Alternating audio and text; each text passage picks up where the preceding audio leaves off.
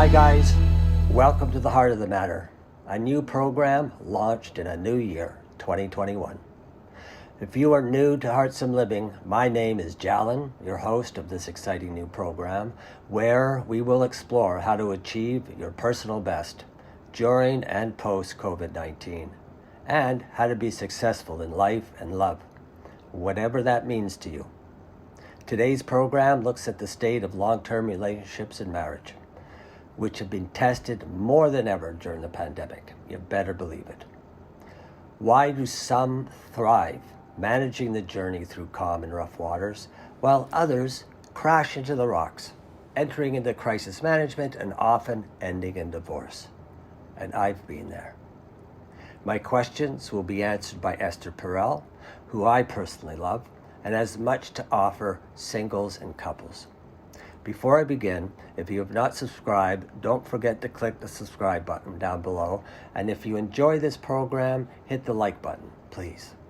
Also, take a look at our website, heartsum.ca, where you'll find useful tips and tools, along with a variety of programs to suit your interest. So, let's get into the program that lasts around 10 minutes.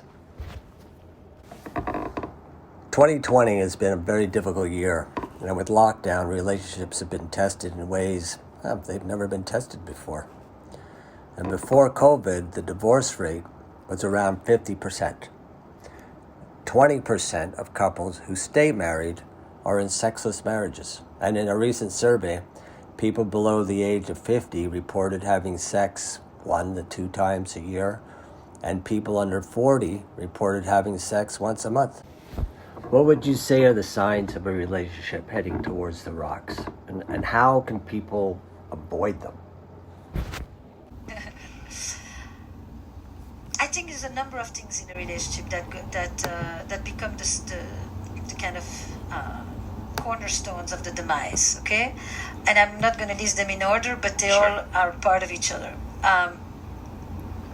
Indifference and contempt and neglect and violence are probably the 4 most important. Okay. I'm not talking about big violence. Microaggressions are plenty. Indifference, when you start to feel like the other person fundamentally is not really caring about you anymore, or you don't care about them. What they feel, what they think, who they are, what they're about. Don't care. You've lost interest. But it's more than losing of interest. It's also when you are indifferent, you degrade the other person. They're less important to you. They don't matter. And ultimately, what we feel in relationships is that we matter. That is the essential reason for connecting to people, is that we are creatures of meaning. Right. I matter to you. I'm someone. You care about me. You want my well-being. You're proud of me. You want good for me. You're benevolent. All of that. When you are indifferent, the whole thing goes. And then you start to, there's that coldness that creeps in, that sense of estrangement, that complete disconnect. The second one is neglect. Neglect, when people just basically take each other for granted. You know, they take more care of their car than of their partner. Or their dog, anybody, anything. Their yard, anything. Anything gets attendance. Their business. Their business for sure. Their business for sure. You know, everything gets priority. Everything gets reviewed, evaluated, attended to, 360s, you name it, you know, new input. My God, it's like people have this idea that they put it all in when they were dating, and then once they seal the knot, it's like as if they tied the knot, it's like now they don't have to do squat anymore, and they go into this kind of complete sense of complacency and laziness. It's an amazing thing. They think this thing is just going to live on its own. I have often said that people don't believe in happiness. They don't believe in happiness ever after. It's a fairy tale. Yet, as you said, people put effort into education, work, sports, everything but their relationship because they feel it will take care of itself. Relationships matter. They matter to me. I think they matter to a lot of people. You say the quality of your relationship determines the quality of your life. So why do couples treat each other in ways that they would not treat others that they care about? And they started off in love. Because you can't get away with it. Because if you talk like this at work, you're gone. Because if you talk like this with the police, you're gone. Because if you talk like this on the street, you're being punched. But with your partner, you have that sense that they're going to be there anyway. They're just going to take it because it's family. And family is this thing that doesn't dissolve so easily. So you can just lash out at them and talk to them with a tone and a dismissal. I understand. It's unfortunate. We're not taught before marriage or long-term commitments how to manage stormy seas and the challenges on our journey together.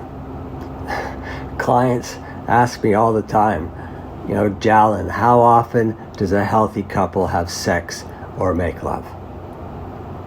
Is there a difference? Is there a difference between sex and making love? And the big question is, how does a healthy, happy relationship keep the passion alive? And if we stop having frequent sex, am I no longer in love? So, one of the fascinating things for me in looking at sexuality is that it's probably one of the dimensions of relationship that has changed the most, and it's still the majority of the world. Sex is for procreation. Sex is a marital duty on the part of the woman. Nobody cares particularly if she likes it and how she feels and if she wants it. And men have the privilege to go and find sex elsewhere. Wow. In a very short amount of time, we're talking 60 years, we have contraception, which is the liberation of women for the first time to free sex from reproduction, from mortality, from death in pregnancy and in childbirth, all of that. Sex is for connection and pleasure. The fact that for the first time we have sex before marriage. And many times, a lot. We used to marry and have sex for the first time. Now we marry and we stop having sex with others. Okay? Right. Monogamy used to be one person for life. Now monogamy is one person at a time. And people go around telling you, I'm monogamous in all my relationships. The fact that I choose you to marry or to live together, doesn't matter, commitment, because I'm attracted to you, because you give me butterflies in my stomach, and the fact that I think that if I don't have these butterflies anymore, maybe I don't love you anymore. I feel like it. I want to. Not I have to. Not we want many kids. After 2 kids, the only reason to continue doing it with you is because we feel like it. Right. That's it. And hopefully it's at the same time and for each other. Because plenty of desire continues, but it's not always at home.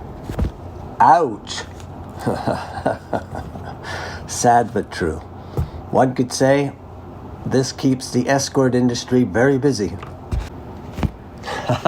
Kidding aside, we find the love of our life and we want to avoid crisis. And we should know how to avoid crisis and definitely avoid divorce. Most couples, they want to be happy, they want to be healthy, and they want to keep that passion alive. How does a couple manage their journey together? It often has to do with the fact that the story, the character, the plot is not seductive. The romance, which is an essential ingredient of turn-on for the woman, often disappears in the long-term relationship. It's like people look at each other at the end of the day and you want to fool around? You want to do it? You're up for it tonight? Now this is not very much of a turn-on for most women. And the idea that foreplay often starts at the end of the previous orgasm, and not 5 minutes before the real thing, which for her is not the real thing. The real thing is everything else so it's around. Seduction, it's a plot, it's a coming close, it's a tease. Mystery. It's what animals call pacing. It's that I come to you, but I don't overwhelm you. I come just a little bit so that you can come a little bit toward me. Yikes, this is like a game. And there are some couples, they don't want to be in a game. They want the relationship to matter to them. That they want true love. Why don't you stay an hour extra at home in the morning and not just because when you have a headache? And just say, this matters to me. All in all, committed sex is premeditated sex. It's not just going to happen. Because whatever is going to just happen already has. So you're going to make it happen. Because you say, we matter. We're important. Let's do this. It doesn't mean if you're going to make love or have sex. It just means we're going to take this hour and there's nothing else that matters in this moment. But just you and I to be together, to check in. And then we'll see what unfolds. That's the erotic space in which sex may happen. Probably will. doesn't have to, but it is the place from which it is much more likely to emerge. But people don't do that. They do the responsibility, that's the love, right? The citizen, the commitment, the caretaking, Safe the thing, burdens, yeah. the safe. And then they say, I'm bored. Exactly, yeah. There's no risk-taking. That's the word. If you want desire, it's risk. And the risk is an emotional risk. It's not about sexy risks. It's really a risk on the emotional front, is that I bring something else to you differently from the way I typically present myself. Sure. Roundtable discussions with couples, and I've heard relationships are a lot of work. Or they'll say, relationships are work. We know this, so that's okay. I've also heard true love should not be work. If it's real and we love each other and we're meant to be, it shouldn't be work. And thank you.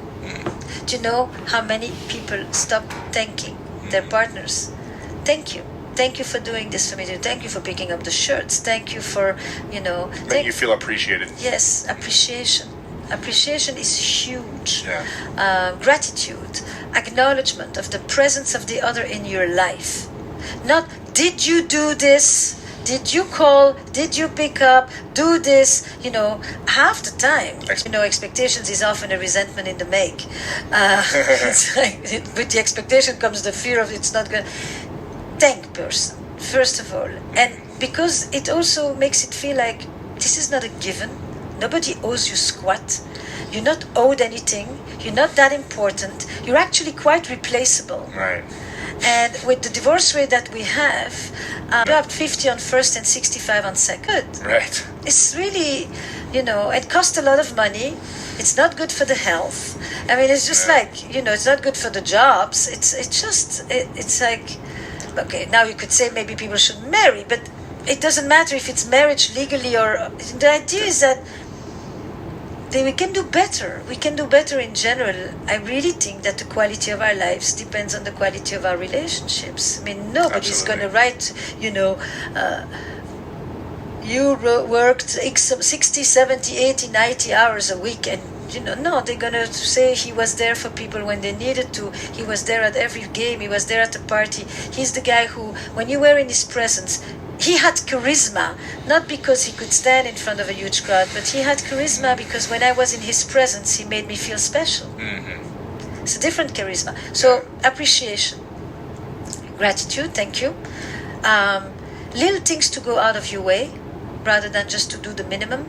A lot of people start to do the bare minimum, just so that they can't be scolded. Right. Go an extra thing. On occasion, just do something for the other person just because it matters to them, even if you couldn't care less. Right.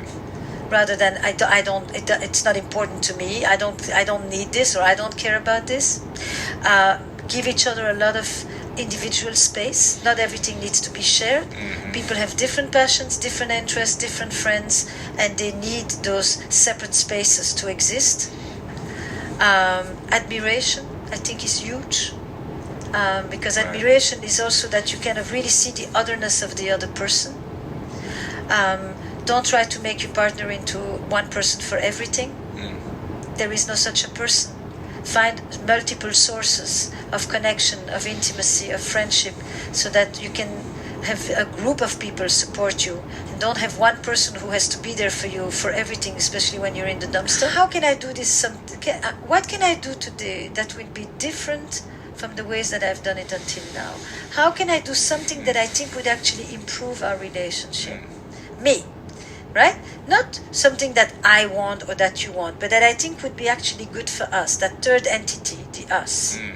Not every day, not every day, not every day, but what you can do every day is just a quick check with yourself. Is there something that I should notice? Is there something that I can be thankful for? Is there a little note that I could write? Is there, Sure. just a way that I can show up? It's small. It's really small. Here's the thing. There is work, and then there is the creative work. I'm talking about a level that is creative and that elevates you and that actually gives you feel taller. You just feel like you're engaged. You feel awake. Here's the essential word is curiosity.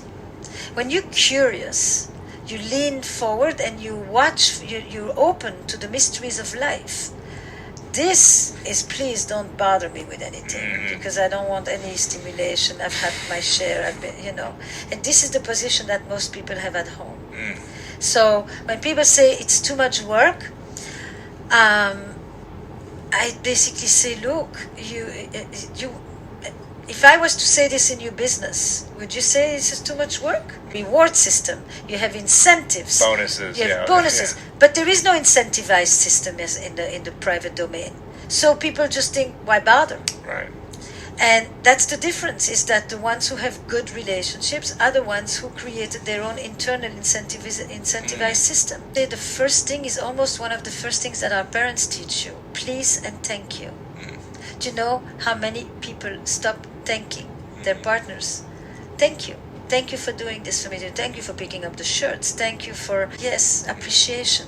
Appreciation is huge. Yeah. What comes first? A healthy, happy, successful person, or a healthy, happy, successful relationship?